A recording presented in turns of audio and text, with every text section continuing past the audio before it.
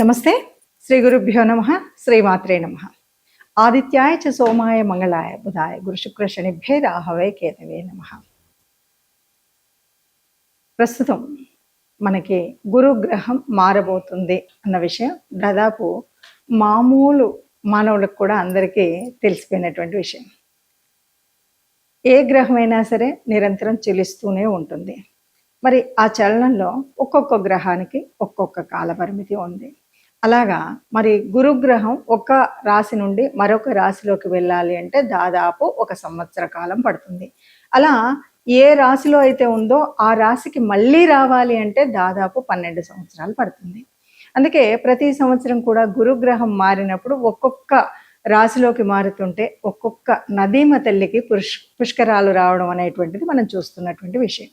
మరి ఈ గురుగ్రహం మరి ఇప్పుడు మారేటువంటి ఈ సమయంలో మారుతున్నటువంటి స్థితి ఏంటి అని చూస్తే చెప్పాలి అంటే ఒక రాశి నుండి మరొక రాశిలోకి ప్రవేశించాలి. కానీ ఈ సంవత్సరం మరో ప్రత్యేకత ఏమిటి అంటే ఇప్పుడు మారేటువంటి దాంట్లో గురువు ఒక రాశిలోకి కాకుండా అంటే ఈ ఒకే సంవత్సర కాలంలో 3 రాశులలో ప్రయాణం చేసేటువంటి స్థితి కనిపిస్తుంది. దీన్ని అతిచారము అంటాం. ఈ అతిచార ప్రభావం వల్ల కొంత ఎలా ఉంటుంది అన్నది తెలుసుకునే ముందు ప్రస్తుతం అయితే మనం ఈ గురువు యొక్క మార్పు ఏదైతే ఉందో ఆ మార్పు మిథునం నుండి కర్కాటకం వరకు వెళ్తుంది కదా. మరి కర్కాటక రాశిలో దాదాపుగా చెప్పాలి అంటే 5 నెలలు ఉంటుంది. అంటే జూన్ 1 నుండి అక్టోబర్ నెల చివరి వరకు కూడా ఇది మరి కర్కాటక రాశిలో ఉంటుంది. ఈ తర్వాత మళ్ళీ సింహంలోకి మళ్ళీ వెనక్కి ఇలా ఉంటుంది.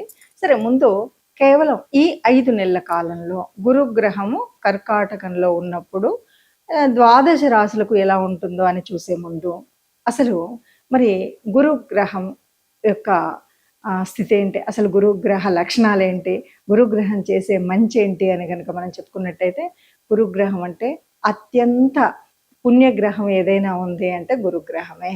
గురుగ్రహం అనుగ్రహిస్తే గనక ఎలాంటి పరిస్థితి ఉంటుంది అంటే చక్కటి విద్యావంతుడవుతాడు, వివేకవంతుడవుతాడు, జ్ఞానం కలిగినటువంటి వాడవుతాడు, ధనపరంగా చాలా గొప్పనైనటువంటి స్థితిలో ఉంటాడు, అది కూడా ధార్మికంగా. ఆ తర్వాత సమాజంలో ఒక ఉన్నతమైనటువంటి గౌరవనీయమైనటువంటి స్థానంలోకి వెళ్ళడం ఇవన్నీ జరుగుతాయి. అంతేకాదు ఇప్పుడు మరి ఆ గురువు మార్పు వల్ల కూడా ఎలా ఉంటుంది అంటే దాదాపుగా మొదట చెప్పుకున్నటువంటి ఈ 5 నెలల్లో కూడా ఎటు చూసినా ఒక వేద పరిజ్ఞానం తెలుసుకోవాలనేటువంటి జిజ్ఞాస కలిగినటువంటి వాళ్ళు ఎక్కువ మంది కనబడతారు. అంతేనా అంటే ధార్మికంగా ఉండేటువంటి స్థితి ఎక్కువగా కనిపిస్తుంది. పూజలు ఒక పుణ్యకార్యాలు చేసేటువంటి పరిస్థితి ఉంటుంది. ఇవన్నీ కూడా గురు గ్రహం యొక్క ప్రభావం వల్ల జరిగేటువంటివి. మరి అలాంటి ఎందుకు ఇప్పుడు మరి ఇన్ని రోజులు కూడా ప్రతి సంవత్సరం ఒక్కొక్క రాశిలో ఉంటుంది కదా అంటే ఇప్పుడు గురువు ఎక్కడుంటున్నారంటే ఉచ్చ స్థానంలో ఉంటున్నారు. కర్కాటక రాశి మరి గురుగ్రహానికి ఉచ్చరాశిలో ఉన్నప్పుడు ఎప్పుడైనా సరే అద్వితీయమైనటువంటి శుభ ఫలితాలు ఇస్తారు గురువు గారు. ఇది బాగుంది. మరి మనకు మానసికంగా మనకి ఎలా ఉంటుంది అంటే ప్రతి ఒక్కరికి కూడా దాదాపు గురువు అనేటువంటి వాడు అనుకూలమైన అంటే మిత్రస్థానంలో ఉన్నా శత్రుస్థానంలో ఉన్నా కూడా ఎవరికి చెడైతే చెయ్యడు. అంటే మరి చెడు అవుతుంది కదండి, మరి మిత్రస్థానంలో కూడా చెడు ఉంది అని అనేవాళ్ళు కూడా ఉంటారు. అంటే ఇక్కడ ఏంటంటే శత్రుస్థానంలో ఉన్నప్పటికి కూడా గురువు వల్ల చెడుపు ఉండదు. మరి ఎలాగా అంటే మిగతా గ్రహాల యొక్క అన్నింటి యొక్క ప్రభావం పడుతుంది కాబట్టి ఆ ఫలితం ఉండొచ్చు. కానీ గురువు ఎక్కడున్నా అంటే ఒక ఉచ్చస్థానంలో ఉన్నాడు, ఓ స్వక్షేత్రంలో ఉన్నాడు, ఓ మిత్రక్షేత్రంలో ఉన్నాడు, చాలా మంచి చేస్తాడు. లేదు శత్రుస్థానంలో ఉన్నాడు, మంచి చేయకపోయినా చెడు మాత్రం చెయ్యడు. ఇది గురువు యొక్క గొప్పతనం. మరి ఇలా ఉన్నప్పుడు ఇలాంటి పరిస్థితులలో ఒక అద్భుతీయమైనటువంటి ఒక గొప్పనైనటువంటి ధార్మిక సాంస్కృతిక కార్యక్రమాలు చేసుకోవడానికి వీలైనటువంటి సమయం, మనకు 10 మంది గౌరవం ఇచ్చేటువంటి సమయం. ఇంతేకాదు కొన్ని వృత్తుల వారికి చాలా అభివృద్ధి చెందేటువంటి, ముఖ్యంగా ఎవరైతే ఉపాధ్యాయ వృత్తి, ఎందుకంటే అది గురు వృత్తి, గురుతత్వం, అలాంటి వృత్తిలో ఉన్నటువంటి వాళ్ళకి చాలా మంచి జరుగుతుంది. అలాగే ఎవరైనా న్యాయం అంటే లాయర్స్ వీళ్ళన్న అంటే ఇది కూడా ధర్మబద్ధంగా ఉండేటువంటి వాళ్ళకి మాత్రమే మంచి జరుగుతుంది అని చెప్పచ్చు. ఇంకా స్వామీజీలు, పీఠాధిపతులు, ఎవరికైనా మంచి చెప్పేటువంటి మార్గదర్శనం చేసేటువంటి మహనీయులు, వీళ్ళందరికీ కూడా తెలియకుండానే మంచి జరిగేటువంటి స్థితి ఈ గురుగ్రహ మార్పు వల్ల ఉంటుంది. మరి ఇలా ఉన్నప్పుడు సరే అందరికీ మంచి జరుగుతుంది అన్నాం, కొంతమందికి తటస్థంగా ఉంటుంది అన్నాం. ఎందుకంటే ఇది ఆ గ్రహం యొక్క స్థితిని బట్టి కానీ దృష్టిని బట్టి కానీ ఉంటుంది అన్నది మనకు తెలుసు. సరే, మరి ఇప్పుడు ఏ రాశి వారికి ఎలా ఉంటుందో చూద్దాం. వృశ్చిక రాశి. వృశ్చిక రాశి వారికి ఎలా ఉంటుంది? చాలా బ్రహ్మాండంగా ఉంటుందని చెప్పొచ్చు. ఎందుకు బ్రహ్మాండంగా ఉంటుంది అంటే, వృశ్చిక రాశి వారికి ఏ స్థానంలో గురు మార్పు జరిగింది అంటే 9వ స్థానంలోకి వస్తున్నాడు, భాగ్యస్థానంలోకి వస్తున్నాడు. భాగ్యస్థానంలో ఉండే గురువు అన్ని రకాల భాగ్యాల్లో కుదురుస్తాడు అన్నది మనకు తెలిసినటువంటిది. మామూలుగా భాగ్యస్థానంలో ఏ మంచి చేసే గ్రహం ఉన్నా బోల్డ్ అని మంచులు జరుగుతుంటాయి. అలాంటిది సాక్షాత్తు గురు భగవానుడు అక్కడ ఉంటున్నాడు అంటే చక్కటి మార్పులు అయితే జరుగుతాయని చెప్పచ్చు. అన్నీ కూడా మంచిని చేసేటువంటివి. ఇప్పుడు మీరు అనుకున్నటువంటి ఏదైనా ఆర్థిక పరంగా కానీ, మానసికంగా కానీ, ఒక జ్ఞానపరంగా కానీ, మనం కానీ, మన ఇంట్లో ఉన్న పిల్లలు కానీ అన్ని రకాల అభివృద్ధులు జరిగేటువంటి స్థితి ఉంటుంది. వ్యాపార పరంగా కానీ ఇన్ని రకాల అభివృద్ధులు కలుగుతాయి. అంతేకాదు ముఖ్యంగా నాన్న వైపు నుండి కానీ, ఇలాంటివి ఏదైతే గురువుల వైపు నుండి కానీ వచ్చేటువంటి ఆశీబలం దొరుకుతుంది. వాళ్ళ నుండి వచ్చేటువంటి మంచి మాటలే కాదు, ఒక మార్గదర్శనం దొరుకుతుంది. ఎందుకంటే 9వ స్థానం అన్నది పూర్వపుణ్య ఫలం. ఈ పూర్వపుణ్య ఫలం అంతా ఇప్పుడు ఫలించేటువంటి స్థితి ఉంటుంది. అందులో గురువు ఉండడం ఇంకా ముఖ్యమైనటువంటిది. ఆ భాగ్యస్థానంలో ఉన్నటువంటి గురువు మూలంగా ఇటు తండ్రి నుండి కానీ, గురువుల నుండి కానీ, పెద్దల నుండి కానీ వచ్చేటువంటి ఒక మార్గదర్శనం కానీ, లేదా వాళ్ళ నుండి ఏదైనా ఆశీస్సులే కాకుండా ఆర్థిక స్థలకమైనటువంటి సహాయం కూడా లభించేటువంటి అవకాశం వృశ్చిక రాశి వారికి ఉంది అని చెప్పచ్చు. మరి ఇది కదా ఫలితాలు.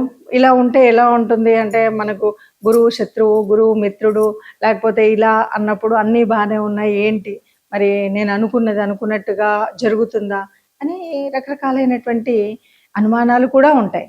అంటే మరి ఇప్పుడు నాకు గురువు అయితే శత్రుస్థానంలో ఉంది, మిగతా గ్రహాలు చూస్తే ఇలా ఉన్నాయి, ఏం చేయాలి అంటే, తప్పనిసరిగా ఏ గ్రహానికైనా మనకి ఆ గ్రహ ప్రభావం సత్ఫలితాన్ని ఇవ్వాలి అంటే తప్పకుండా మనం ఏదో ఒక రెమెడీ చేసుకోవాల్సినటువంటిది అయితే ఉంటుంది.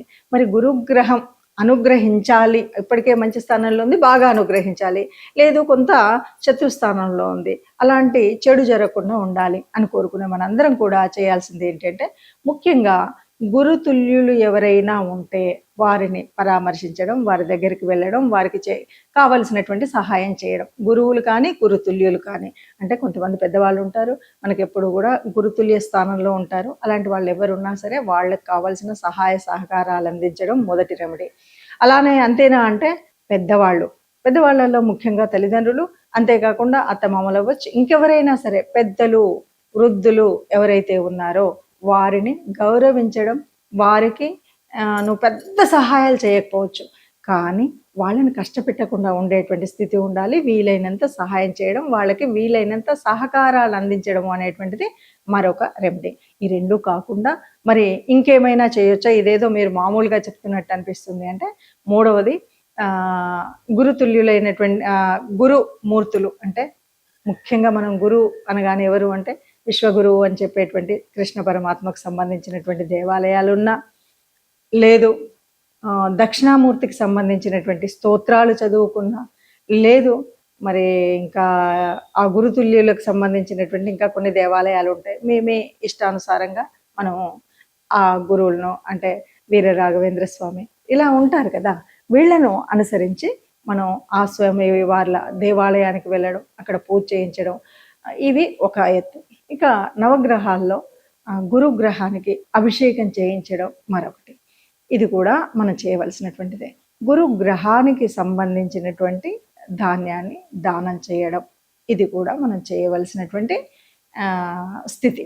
ఇవన్నీ మనం చేస్తూనే వీటితో పాటు ఎక్కువగా మనం అందించవలసింది ఏంటంటే, మీకు తెలిసిన జ్ఞానాన్ని నలుగురికి అందించండి.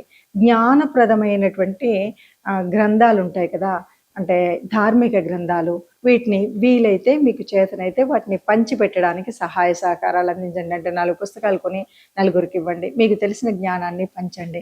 వీటితో పాటు చివరిగా మీకు ఇందులో ఏది వీలైతే అది చేసుకోవచ్చు, ఇలా చేయండి.